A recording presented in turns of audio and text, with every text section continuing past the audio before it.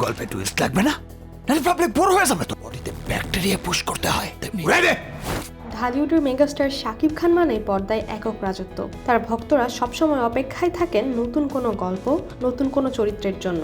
এবার তিনি আসছেন ভিন্ন রূপে। সোলজার নামের মধ্যে লুকিয়ে আছে শক্তি, দায়িত্ব আর দেশপ্রেমের প্রতিচ্ছবি। পরিচালক শাকিব ফাহাদের এই নতুন প্রজেক্ট ইতিমধ্যেই সবার মধ্যে কৌতূহল তৈরি করেছে। বাস্তব ঘটনার অনুপ্রেরণায় তৈরি হবে সিনেমাটি। শোনা গিয়েছিল হয়তো মেজর সিনহা মোহাম্মদ রাশেদ খানের জীবনী থেকে অনুপ্রাণিত চরিত্রে দেখা যাবে শাকিবকে।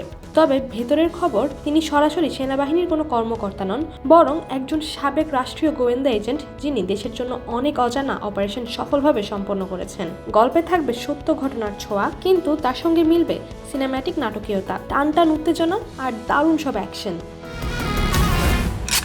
দেশপ্রেম, আবেগ আর রাজনৈতিক প্রেক্ষাপট সব মিলিয়ে এটি হতে যাচ্ছে একটি ভিন্ন স্বাদের সিনেমা।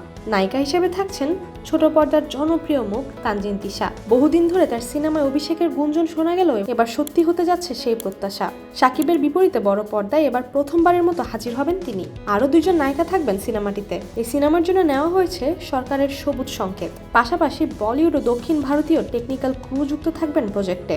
সবকিছু ঠিকঠাক থাকলে সেপ্টেম্বরে শুরু হবে শুটিং, আর মুক্তি দেওয়া হবে চলতি বছরের ডিসেম্বরে, দেশ ও বিদেশে একসঙ্গে।